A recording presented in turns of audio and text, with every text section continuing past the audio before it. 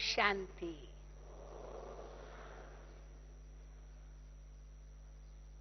बहुत सुंदर विषय हमें दिया गया है। कल और आज बाबा ने इस पर विशेष जोर भी दिया। सद्गति के लिए सतगुरु की श्रीमत। हम सभी इस संगम युग पर ब्राह्मण कुल भूषण हैं। शिव पिता ने ब्रह्मा पिता द्वारा हमें रचा है। एक नया ईश्वरीय जन्म हमने लिया है और उनकी आज्ञाओं पर हम चल रहे हैं। शिव पिता ब्रह्मा बाबा के द्वारा हमें श्रीमत दे रहे हैं, चाहे साकार रूप में दी, चाहे अव्यक्त रूप में अभी भी दे रहे हैं। और इसके पीछे क्या लक्ष्य है कि हम सभी आत्माएं पावन बन, बाप समान बन, बाबा के साथ वापस घर जाएं और फिर नई दुनिया में राज्य करने के लिए आएं। अर्थात मुक्ति और जीवन मुक्ति, ये हमारा लक्ष्य है। और उसके लिए ही सारी श्रीमत है सद्गुरु की। चाहे बाप के रूप में, चाहे शिक्षक के रूप में, चाहे सद्गुरु के रूप में हमें शिक्षाएं प्राप्त होती रहती है। अभी अभी बहुत सुंदर विषय पर उषा बहन बता रहे थे, अचानक और एवर रेडी का पाठ हम सदा ध्यान पर रखें। और उसमें तीसरा शब्द भी बाबा ने जोड़ा है, बहुत काल का अभ्यास, जो हमें अचानक और एवर रेडी बनने में मदद करेगा। पर उसके लिए विशेष रूप से हमें ये ध्यान देना होगा कि हमको कहने वाला कौन है, ये सब श्रीमत देने वाला कौन है। कोई मनुष्य आत्मा नहीं है, कोई गुरु गुसाई नहीं है, कोई संत महात्मा नहीं है, कोई धर्म आत्मा नहीं है, लेकिन स्वयं परम पिता परमात्मा है। आज भी जब बाबा की मुरली सुन रहे थे तो आज का गीत याद है आप लोगों को? कौन सा गीत था? कौन सा गीत था आज का? हाँ, कौन सा गीत था? तेरे द्वार खड़ा भगवान भगत भर दे झोली, तेरा होगा बड़ा एहसान, जुग जुग रहेगी तेरी शान, भगत भर दे झोली। भगवान हमारे द्वार पर आकर हमें कह रहा है कि हे बच्चे, अपनी झोली भर दो, ज्ञान रत्नों से झोली भर दो। हमारी झोली खाली थी, भक्त रूप में हमारी झोली खाली थी ना। भगवान को हम कहते ही थे, हे भगवान हमारी झोली भरो, हमारी झोली भरो। शिव के लिए कहते ना, शिव के भंडारे भरपूर, काल कंटक दूर। तो वो शिव भगवान स्वयं आकर के कहता है, अब अपनी झोली भर दो। और जब आप अपनी झोली भर देंगे तो काल कंटक तो दूर हो ही जाएंगे, लेकिन साथ साथ 2 युगों तक माला माल हो जाएंगे। ये ज्ञान रत्न गुण और शक्तियां जो बाबा हमें खजानों के रूप में दे रहे हैं, वो हम जितना भरते जाएंगे, उसका स्वरूप बनते जाएंगे, उतना ही हम भविष्य में सच्चे हीरो के, सच्चे रत्नों के रूप में इन्हें प्राप्त करेंगे। इसलिए अभी आवश्यकता है कि हम पहले ये समझें कि हमें ये कहने वाला कौन है। कई बार क्यों प्रश्न उठते हैं, क्यों आश्चर्य होता है, क्यों कौमा लगता है, क्योंकि हम ये भूल जाते हैं कि हमें ये कहने वाला कौन है। हमारे सामने गीता का उदाहरण है। भगवान अब डायरेक्ट हमें गीता का ज्ञान दे रहे हैं, डायरेक्ट हमारे आगे लक्ष्य बता रहे हैं, लेकिन हम क्यों माया के वश हो जाते हैं?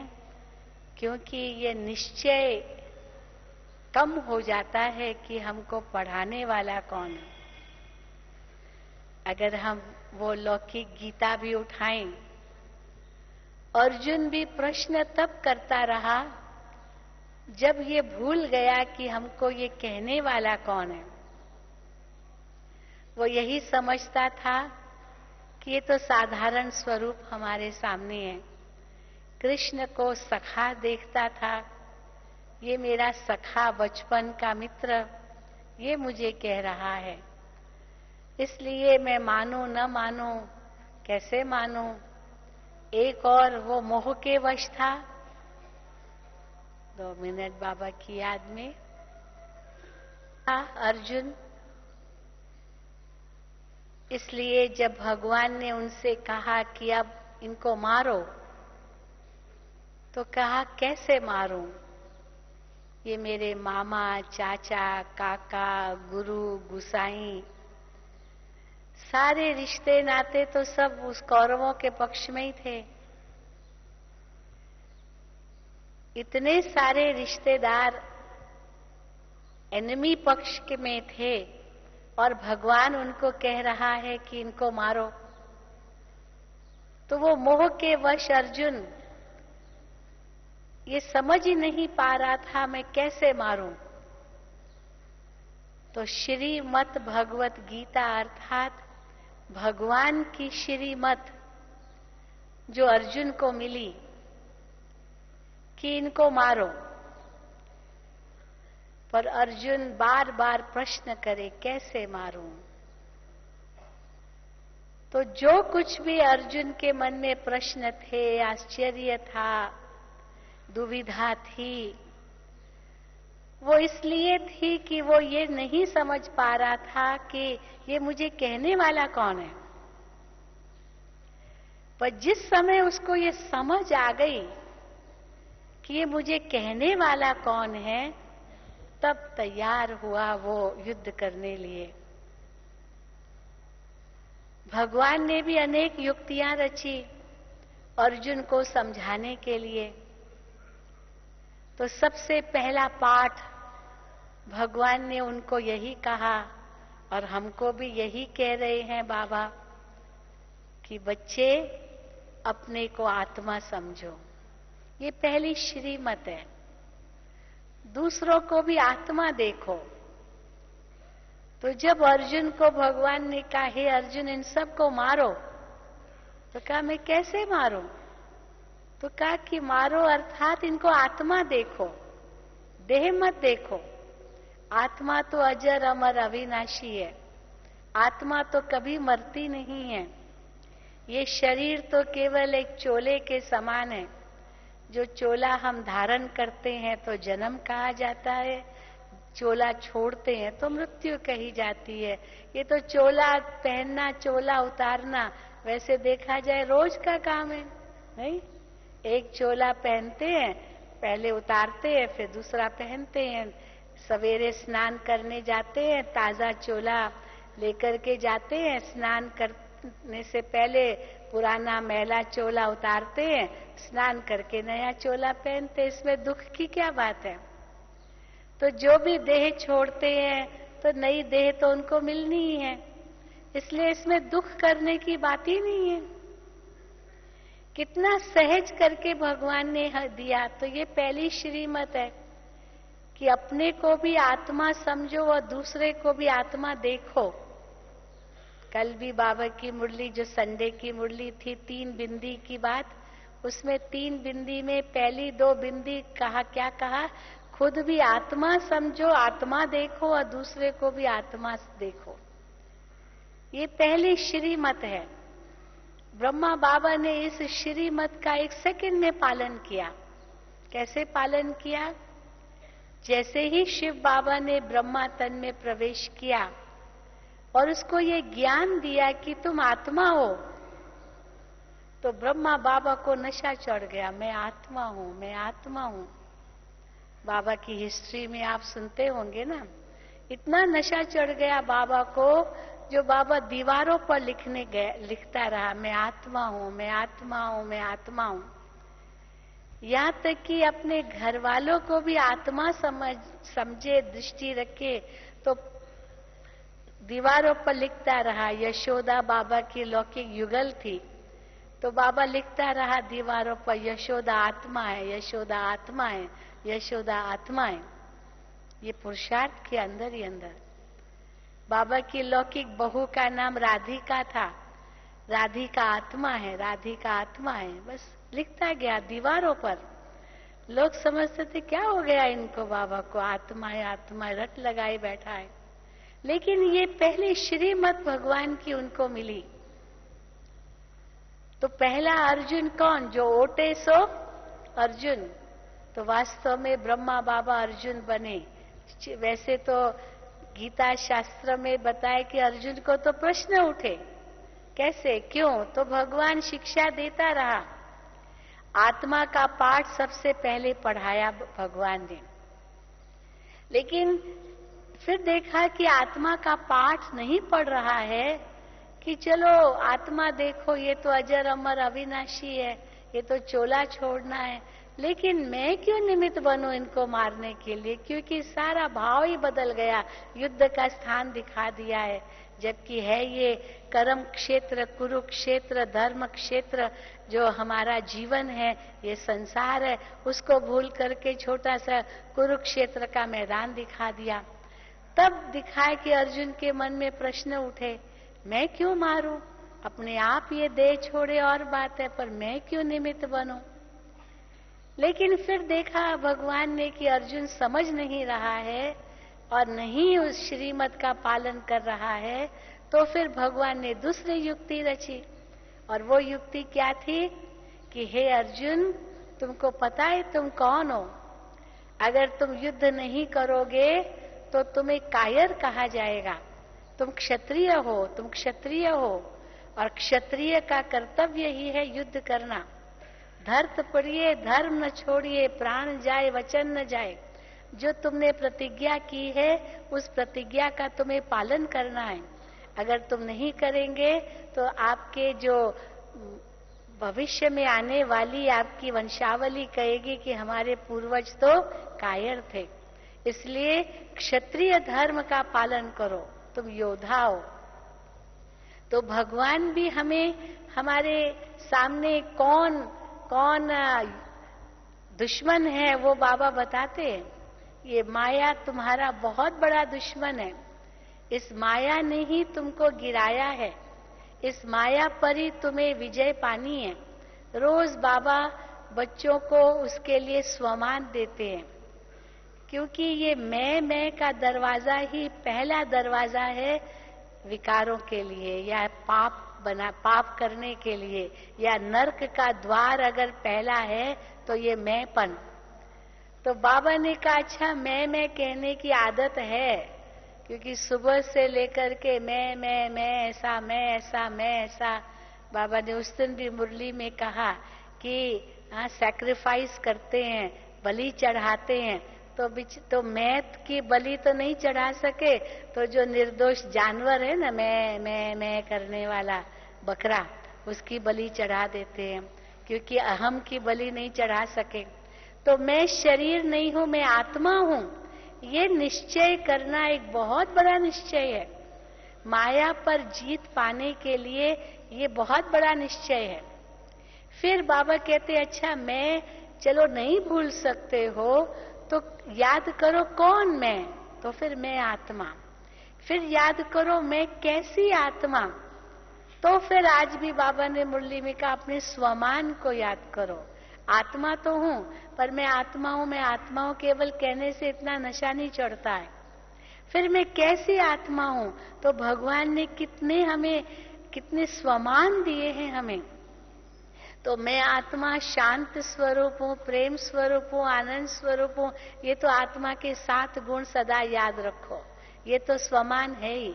फिर इसके बाद के जो स्वमान है, मैं विश्व कल्याणकारी हूँ, मास्टर ज्ञान सागर हूँ। भगवान के टाइटल भी भगवान हम बच्चों को दे रहे हैं। बाबा कहते मेरे पास जो कुछ है मैं सब कुछ बच्चों को दे रहा हूँ। खुद खाली हो जाता हूँ, ज्ञान को खाली कर देता हूँ, अपने अंदर से बच्चों को भर देता हूँ। तो इतना भगवान हमको हमारे स्वमान में हमको टिकाते हैं, ताकि हमें वो नशा चढ़े कि हम कौन है, जिसके आधार से हम माया पर जीत पा सकते हैं। तो जब अर्जुन को कहा तुम क्षत्रिय हो, मानो कि ये स्वमान उसको दिलाया, तुम कौन हो, तुम कैसी आत्मा हो, पहचानो अपने आप को। लेकिन फिर देखा अर्जुन फिर भी चाहे क्षत्रिय हूं तो क्या, स्वमान भी भूल गया और कहा कि चलो कुछ भी हो जाए मैं नहीं मारूंगा, कोई बात नहीं, मैं कैसे निमित्त बनूं मारने के लिए। सारी बात का कारण था वो मोह के वश था। तो हम सब आत्माएं भी जब मोह के वश हो जाती है तो बाबा की बातों पर प्रश्न चिन्ह लगाते हैं। बाबा आप कहते तो हैं ये कैसे होगा, कैसे होगा बाबा। फिर बाबा कहते, आज भी बाबा ने कहा देश है दे के सब धर्मों को छोड़ो, देश है दे के सब संबंधों को भूलो। बच्चे कहते बाबा कैसे भूले, मेरे बच्चे, मेरा फलाना, मेरा फलाना, मेरा फलाना कैसे भूले। तो बाबा कहते अपने स्वमान को याद करो, मेरे साथ फिर सर्व संबंध जोड़ो। तुम कौन हो, तुमको कौन मिला है, अगर वो तुम याद करेंगे, मेरे साथ सर्व संबंध जोड़ेंगे, जो भी संबंध आप चाहते हो, माँ का संबंध, पिता का संबंध, भाई का संबंध, बंधु का संबंध, सखा का संबंध, पतियों के पति का संबंध, कोई भी संबंध आप सब जोड़ना चाहते हो वो मेरे साथ जोड़ो।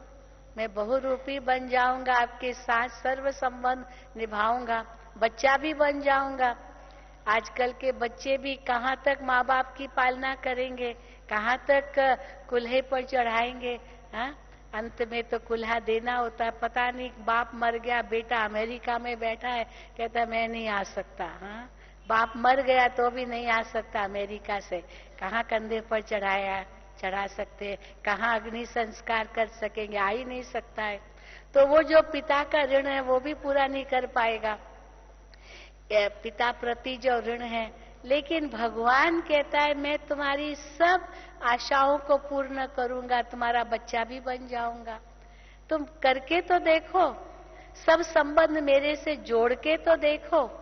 लेकिन हम डरते हैं, पता नहीं पता नहीं पता नहीं, इसलिए श्रीमत का पालन करना मुश्किल लगता है। परंतु जैसे बाबा कहते धत पड़िए, धर्म छोड़िए, प्राण जाए वचन न जाए, ये भगवान की हम बच्चों को श्रीमत है। बच्चे, बाबा कहते बच्चे पवित्र बनो, पवित्रता का धर्म है।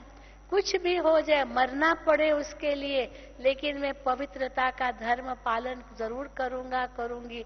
कुछ भी करना पड़े, सारा संसार मेरा चला जाए, कोई बात नहीं। ये इतना बड़ा निश्चय और नशा है जो भगवान हमको श्रीमत देते हैं कि कुछ भी हो जाए, चाहे शरीर भी त्यागना पड़े, कोई बात नहीं, पर आत्मा को दाग न लगे। ये इतनी बड़ी कसौटी है, निश्चय और नशे की कसौटी। तो ये श्रीमत कौन दे रहा है? भगवान हमको दे रहा है, कोई मनुष्य नहीं दे रहा है। परंतु अर्जुन भूल गया क्योंकि मोह के वश था। फिर भगवान ने तीसरी युक्ति रची, गीता अगर आप पढ़ेंगे ना कैसे नंबरवार है इसमें युक्तियां। फिर तीसरी युक्ति रची, हे अर्जुन तुम विजयी हो, तुम विजयी हो, तुम विजयी हो, पहचानो अपने आप को, तुम वो विजयी हो। विजय तुम्हारा जन्म सिद्ध अधिकार है, तुमने हर कल्प कल्प में विजय प्राप्त की है। याद करो अपने आप, अपने विजय को, तुम्हारी कभी हार हो ही नहीं सकती है। तुम स्वर्ग के अधिकारी हो, स्वर्ग तुम्हारा स्वराज्य है, तुम्हारा अधिकार है, तुम विश्व के मालिक बनने वाले हो। इतना नशा चढ़ाया भगवान ने। तुम विजयी हो, इसीलिए तुम युद्ध करो, बस निमित्त मात्र युद्ध करो। कल्प कल्प के तुम विजयी हो, हर कल्प में तुमने विजय पाई है, इसलिए ये निश्चय और नशा रखो, बस निमित्त मात्र हथियार चलाओ और युद्ध करो। अर्जुन कहता है ऐसा स्वर्ग हमको चाहिए ही नहीं। दिखाते ना गीता में, अर्जुन कहता है ये सबको मार करके मैं स्वर्ग प्राप्त करूं, ऐसा स्वर्ग हमको चाहिए ही नहीं। क्यों ये भगवान को उसने ऐसे कहा? क्योंकि मोह के वश था। मोह के वश होने के कारण वो स्वर्ग को भी तिलांजलि देना चाहता था, क्योंकि कैसे मारूं, कैसे मारूं। फिर भगवान ने देखा ये तो स्वर्ग भी नहीं चाहता है, अब मैं चौथी युक्ति क्या रचूं? तो चौथी युक्ति क्या रची? उनको साक्षात्कार करा दिया कि देखो ये सब मरे पड़े हैं। शमशान दिखा दिया, सब मरे पड़े हैं, सब इनकी मौत तो निश्चित है, तुम नहीं मारोगे, ये तो मरे ही पड़े हैं। सिर्फ बस निमित्त मात्र, क्योंकि आपको फल तब मिलेगा जब कुछ कर्म किया। ये क्योंकि ये कर्म क्षेत्र है, बिना बीज डाले आपको फल कैसे मिलेगा? तो निमित्त मात्र कर्म तो करना पड़ेगा ना। अर्जुन को पहले ही भगवान ने ये तो कह दिया कि मैं युद्ध नहीं करूंगा, मैं तुम्हें केवल डायरेक्शन दूंगा, आपको राय देता रहूंगा, श्रीमत देता रहूंगा, करना तुमको है, युद्ध करना तुमको है, तीर कमान चलाना तुमको है, मैं नहीं चलाऊंगा। अब जब चौथी बात कही कि हे अर्जुन ये सब मरे पड़े हैं, इनकी मौत निश्चित है, अर्जुन को और दुख हो गया, हाय मेरे कारण ये सब मर जाएंगे, मैं निमित्त बनूंगा मारने के। लेकिन भगवान ने कहा तुम नहीं निमित्त बनोगे, ये तो पहले से ही मर चुके हैं। हम देख रहे हैं दुनिया का हाल, सचमुच आज कहाँ है, कल क्या हो रहा है।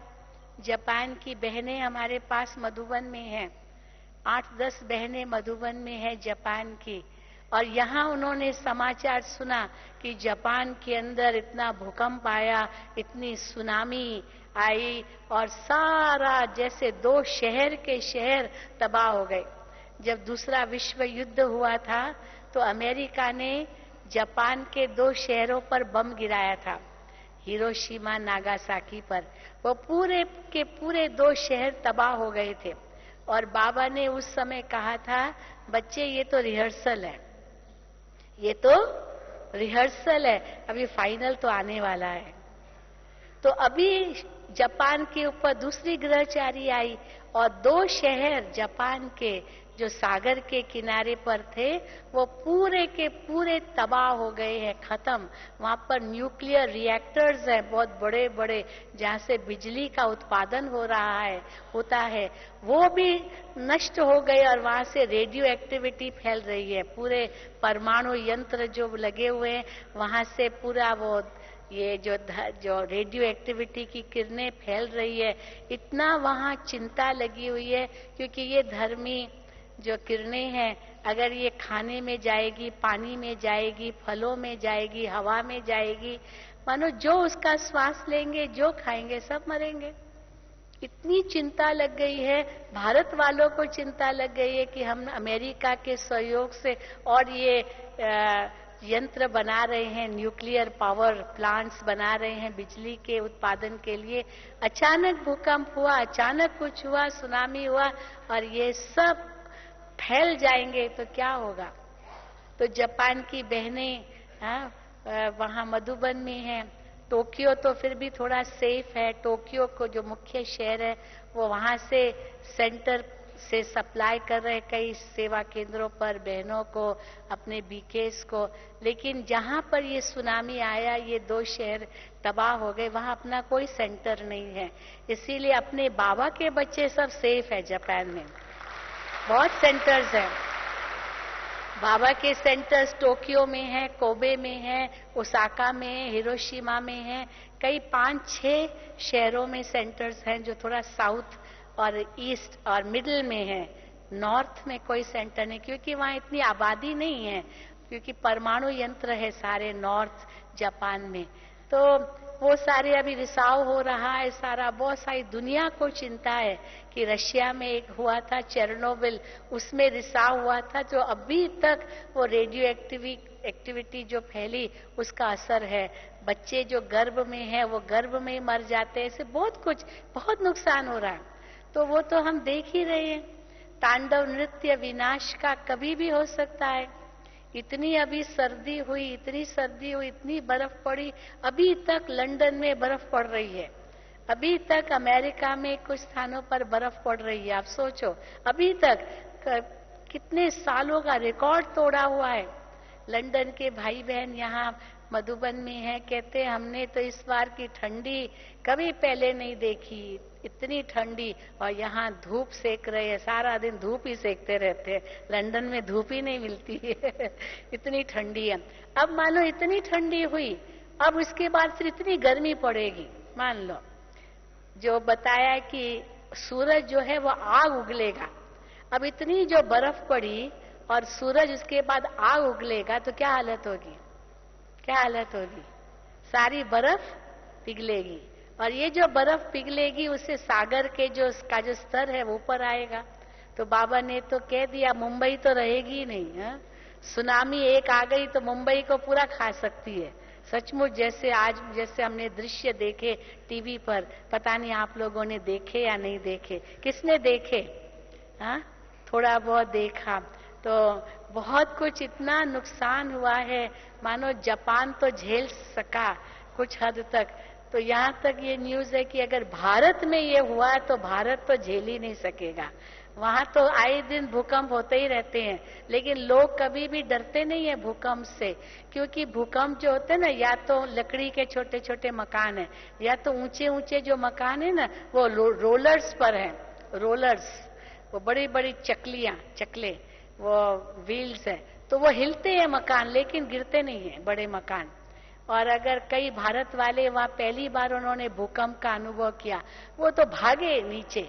उनको लोगों ने, जापानीज लोगों ने रोका, मत भागो, मकान ये गिरने वाला नहीं है, ये हिलेगा लेकिन गिरेगा नहीं। लेकिन सुनामी आएगा ये किसको पता था? वो तो किसको भी पता नहीं था। तो भूकंप से नुकसान नहीं हुआ इतना जितना जो सुनामी आई ना। 2 शहर सुनामी से तबाह हुए, कोई मकान गिरने से तबाह नहीं हुए। और सुनामी की लहरें जो आई वो छोटे छोटे मकान, जो लकड़ी के मकान थे, उनको तो बहा के ले गई। गाड़ियां मकानों के ऊपर, बसें मकानों के ऊपर, इतनी शक्ति से वो पानी आया, आप सोचो। तो ये तो अभी ये तो केवल शुरुआत है। बाबा ने यहाँ तक कहा है, उस दिन मुरली में कहा था, बच्चे प्रकृति को गुस्सा है ना? मुरली पढ़ी आप लोगों ने? एक मुरली अभी नजदीक की इसी सीजन की, प्रकृति को गुस्सा है। बाबा ने यहाँ तक की कहा कि प्रकृति बाबा के पास आ रही है कि हम अपना काम कब शुरू करें। मानो अगर ये तांडव नृत्य चालू होगा, आप सोचो कौन बचेगा। अभी तो फिर भी SOS बुलाते हैं, चलो एम्बुलेंस आ गई, चलो ये मिला। आखिर बाबा कहते दीपक जलाने वाला भी कोई नहीं बचेगा, कौन किसका दीवा जलाएगा? कहाँ हॉस्पिटल होंगे जो हॉस्पिटल में कोई इलाज भी हो सकेगा? डॉक्टर भी जाएंगे, हॉस्पिटल भी जाएंगे, तो मरीज तो जाएंगे ही तो ये भी स्थिति आने वाली है। तो ये जैसे गीता में आता है कि भगवान ने कहा, अर्जुन ये सब मरे पड़े देखो, ये सब मरे पड़े हैं। इतना बार बार कभी बुद्धि में आता है तभी ये नष्टोमोहा बन सकेंगे। ये सब मरे पड़े हैं, मेरा कुछ भी नहीं है। इसीलिए बाबा कहते 2-3 बिंदी लगाओ, चलो एक बिंदी है, जीरो लगाओ, मैं आत्मा हूं। तो आत्मा हूं तो क्या होगा, पदार्थ जो हैं वो जिनमें मोह होता है, वो पदार्थों का मोह खत्म हो जाएगा, क्योंकि ये पदार्थ न मेरे साथ आए न मेरे साथ चलेंगे। आत्मा अकेली आई है, अकेली जाना है। जो चीजें मेरे पास है, पहले किसी और के पास थी, मेरे बाद किसी और के पास रहेंगी, न मेरे पास थी न रहेंगी। हाथ खाली आए हैं, हाथ खाली जाना है।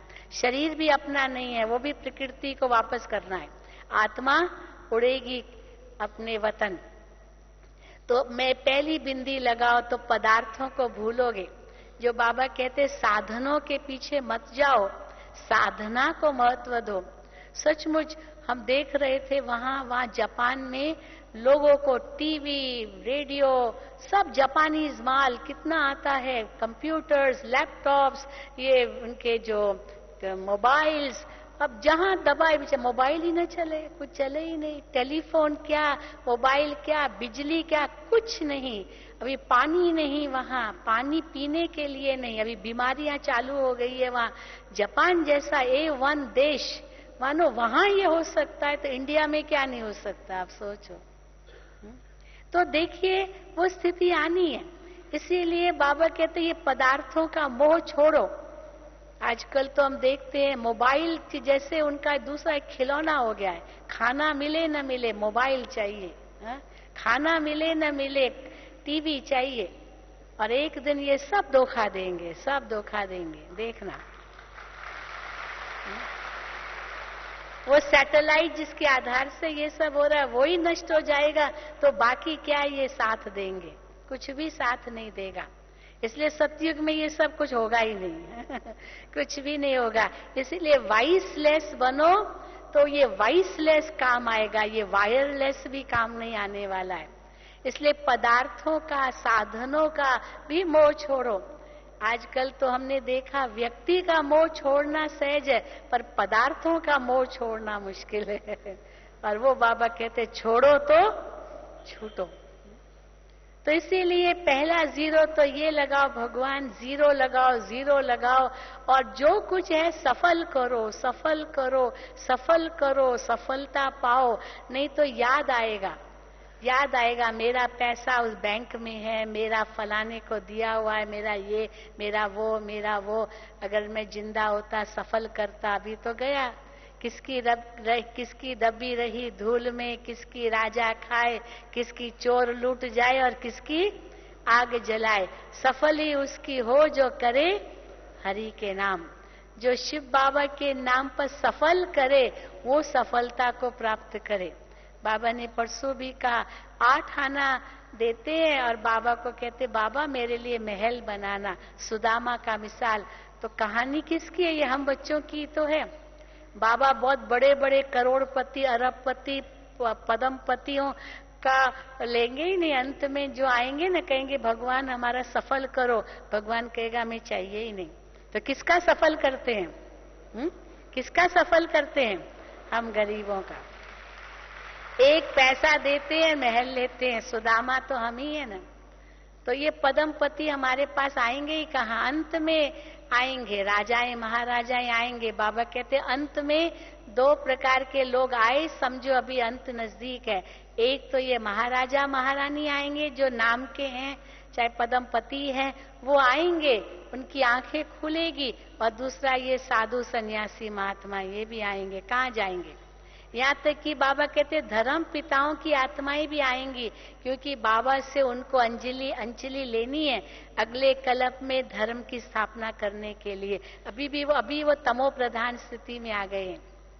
इसीलिए मानो कि पदार्थों का मोह भी छोड़ना है, व्यक्तियों का मोह भी छोड़ना है। इसलिए दूसरा जीरो लगाओ, बाबा से सर्व संबंध जोड़ो। तो मैं के बजाय और मेरा वो मेरा भी छोड़ो। अगर मेरा कहने की इच्छा भी है तो मेरा शिव बाबा, मेरा तो एक शिव बाबा, दूसरा न कोई। ये सबको पक्का है ना? मेरा तो एक शिव बाबा, दूसरा न कोई। बस यही सदा गीत गाते रहो तो देखो बाबा करन करावन हार, कैसे भी किसके द्वारा भी कराए लेगा।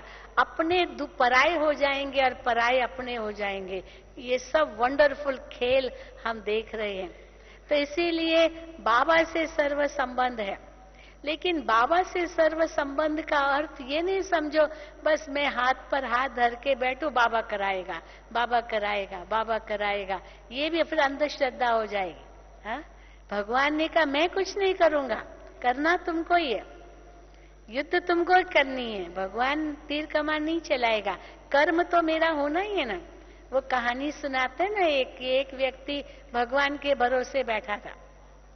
अब भगवान के भरोसे बैठा, अनाउंसमेंट हुई कि अभी ये यहाँ बाढ़ आनी है, खाली करो, खाली करो, खाली करो।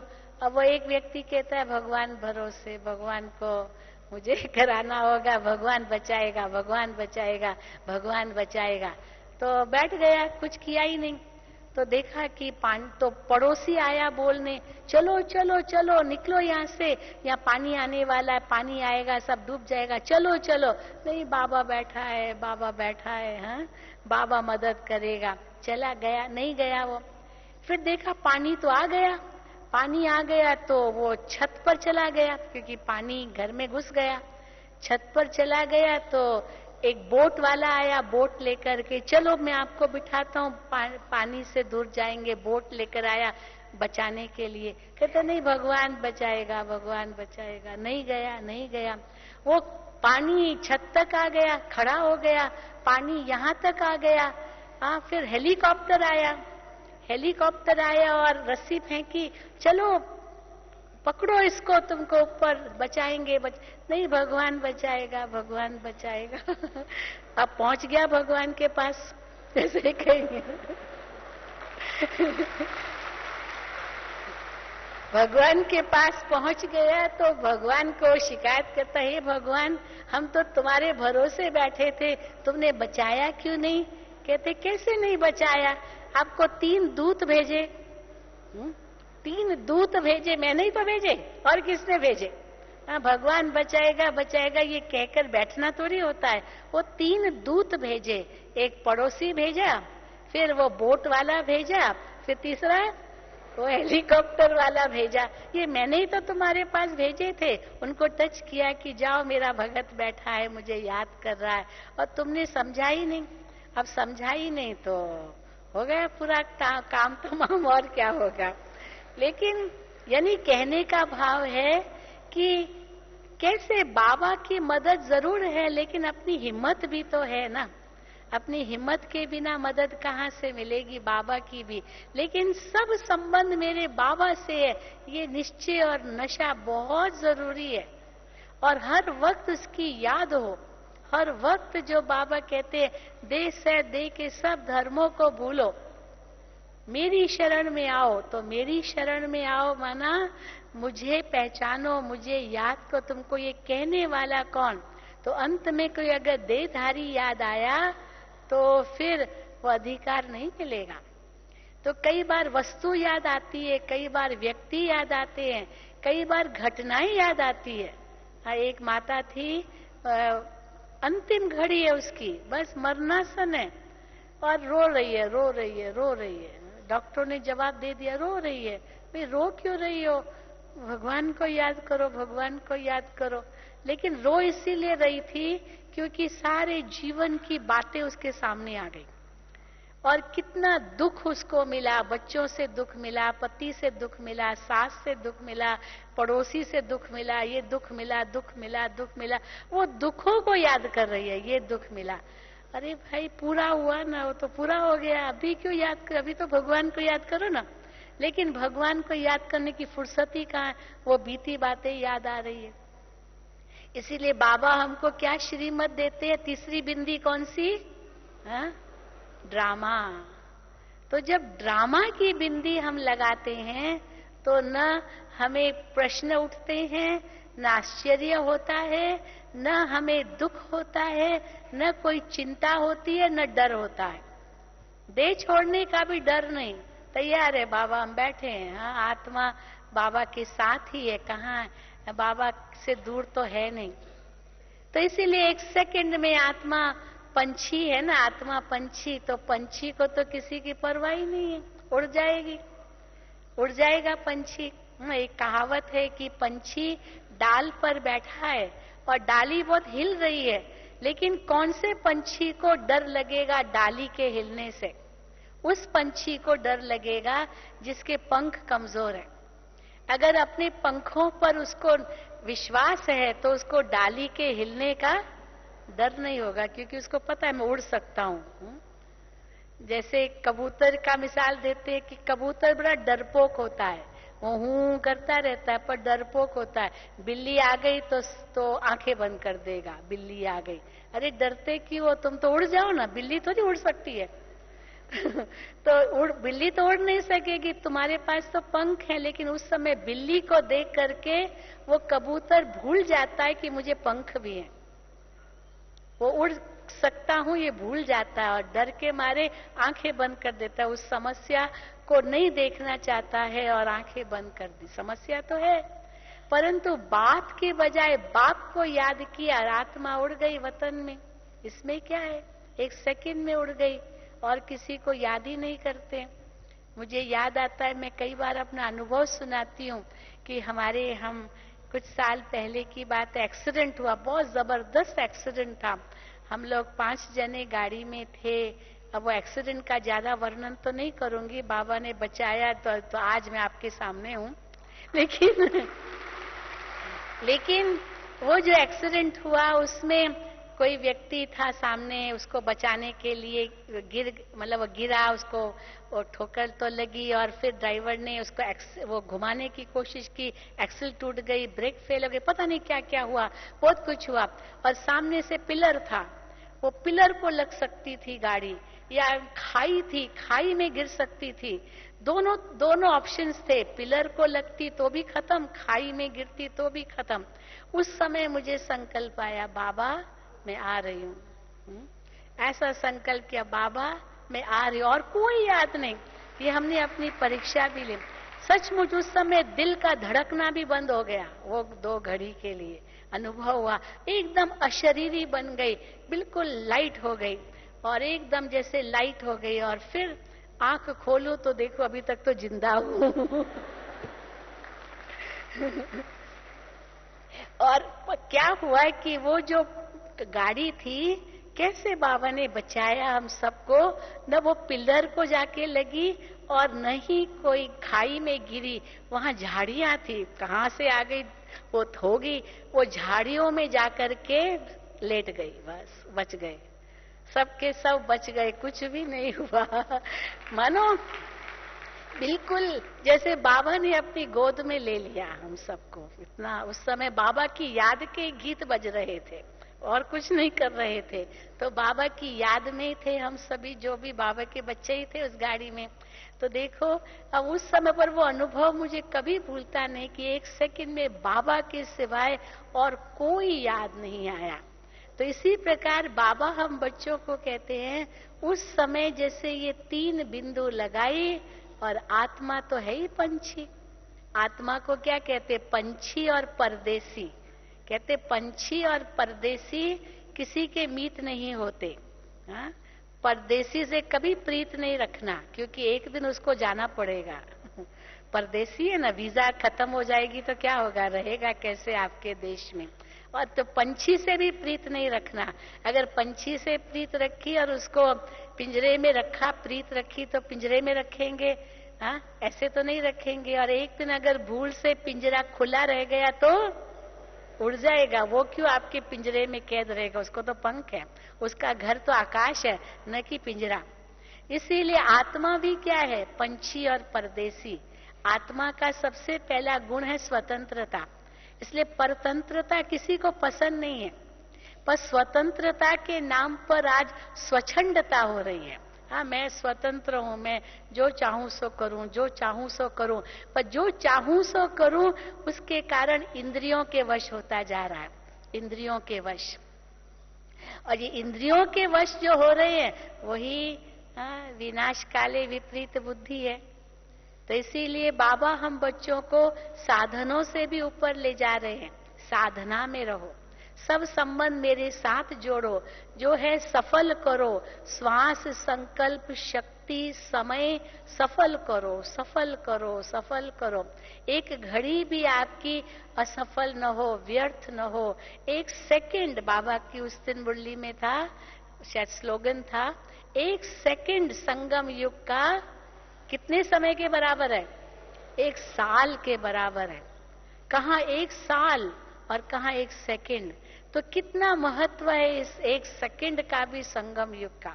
अब ये सब सदगति के लिए श्रीमत है भगवान की हम बच्चों को।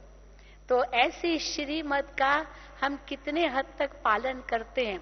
तो गीता में तो दिखा, अर्जुन को जब ये दिखाया ये सब मरे पड़े हैं, तो उसको और ही शौक हो गया, ये सब मरे पड़े हैं, ये मेरे कारण मरेंगे। अरे भाई, तुम्हारे कारण नहीं है, इनकी मौत निश्चित है, ये निश्चित है, और तुम्हारी विजय निश्चित है, ये समझो। तो भी उसको समझ में नहीं आया, कुछ नहीं समझ में आया, क्योंकि मोह के वश था। फिर जब पांचवी युक्ति जब भगवान ने देखा ये अर्जुन नहीं समझ रहा है, तो फिर लास्ट युक्ति क्या अपनाई? ब्रह्मास्त्र अपनाया। भगवान ने अपना साक्षात्कार कराया। वो तो विष्णु का विराट रूप दिखाते हैं, लेकिन ज्योति का साक्षात्कार भी कराया। इसलिए गीता कल की मुरली थी ना, जो हजारों सूर्यों से तेजोमय स्वरूप, भगवान बस करो बस करो, मैं सहन नहीं कर सकता, मैं सहन नहीं कर सकता, ये गीता के शास्त्र में है।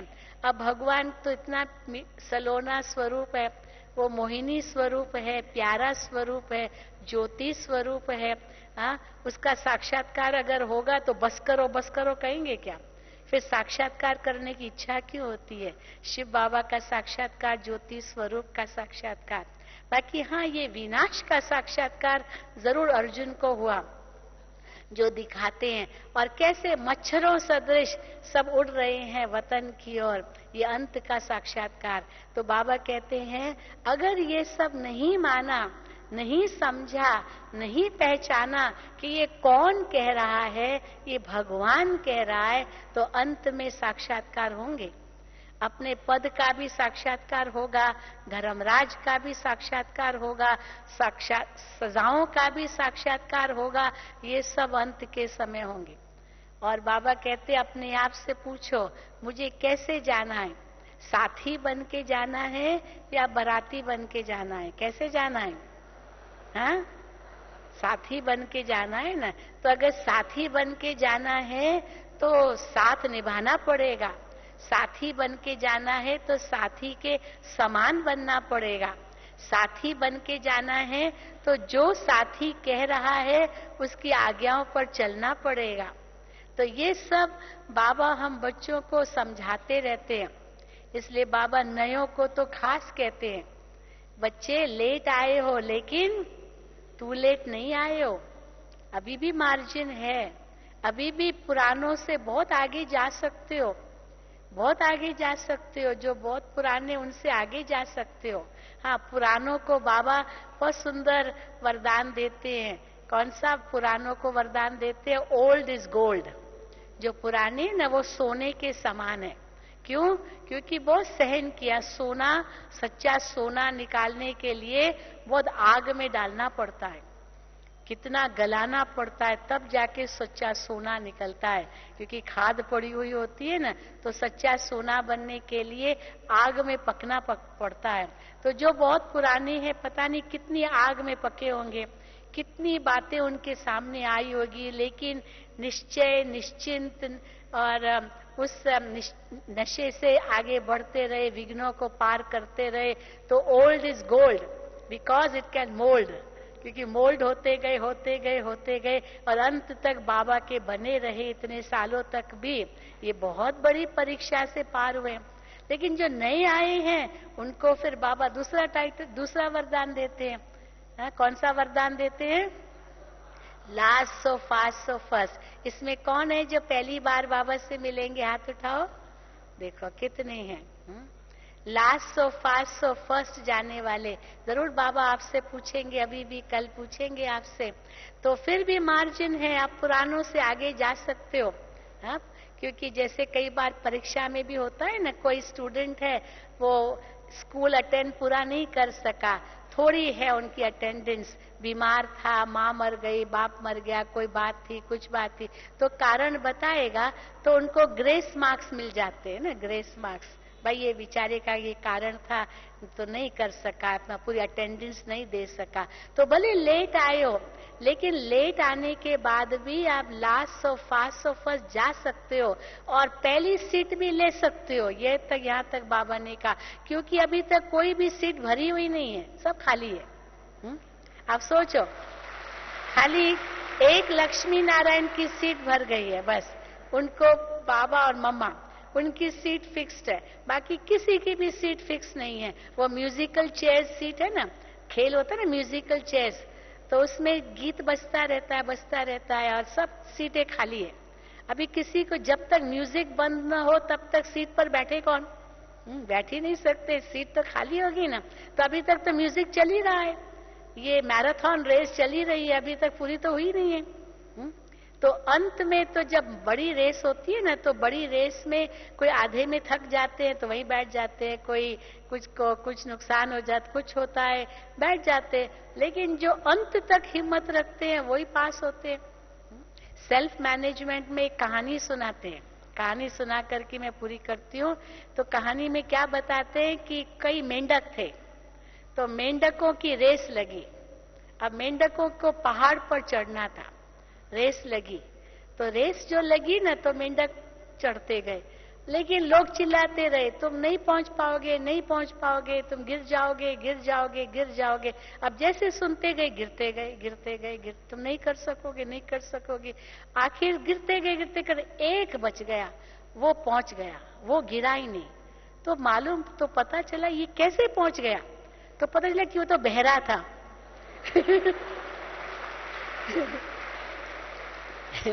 वो बहरा था, उसने किसी का सुना ही नहीं, अगर सुनता तो शायद वो भी गिर जाता।